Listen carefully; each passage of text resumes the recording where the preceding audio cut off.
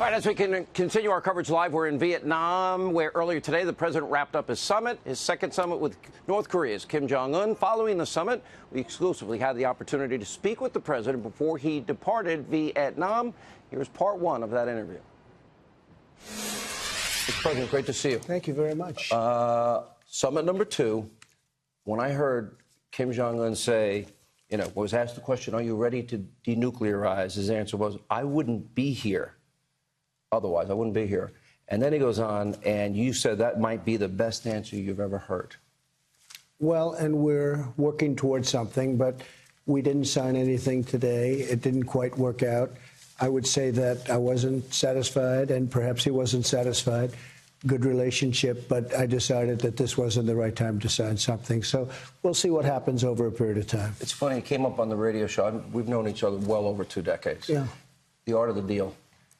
One of the key components in the book is you say you always got to be able to walk up to the last second. Yeah. You always Reagan, Reykjavik. Well, whether it's Reagan, whether it's anybody, I mean, you have to be prepared to walk, and this just wouldn't have been good for our country. And frankly, he can look at it the same way. Maybe he can look at it the same way. But we get along really well. He's a different kind of a guy, and I just said, look, this isn't going to be working. So I have a feeling something down the line will happen, and it'll happen. It'll be good. But this just wasn't good. You said this isn't the deal. Well, let's go with both. Let's go with both. I don't want to say it was my choice. It was something that he wanted to do, and I didn't want to do it. And I just don't think it would have been good, maybe for either of us. But we'll get something worked out eventually. Can you give us any insight into where maybe the sticking point was? Well, they wanted to denuke certain areas, and I wanted everything. And the sanctions are there, and I didn't want to give up the sanctions unless we had a real program. And they're not ready for that, and I understand that fully. I really do. I mean, they spent a lot of time building it, and that doesn't mean the world has to be happy.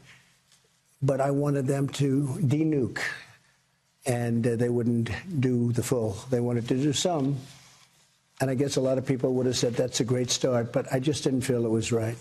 Let me ask you about last night. You said he said something at dinner, and I won't say it. I'll let him say it. Can you bring us into that dinner? Well, no, I just think he's, first of all, he's a character. He was laughing about it. He's a real personality, and he's very smart. He's sharp as you can be, and he's a real leader, and he's pretty mercurial.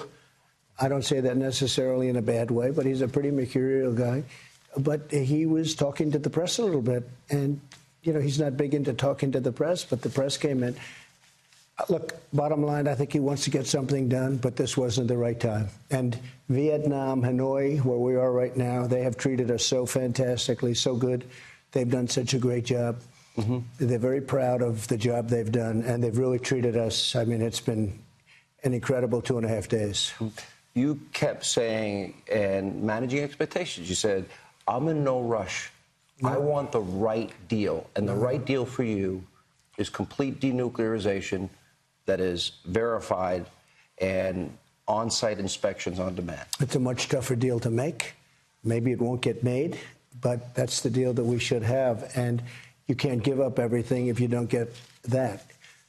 Now, we could have done large portions, but you're not getting that. So we'll see what happens. Again, the relationship is very good. He likes me. I like him. Some people say, oh, you shouldn't like him. I said, why shouldn't I like him? I like him.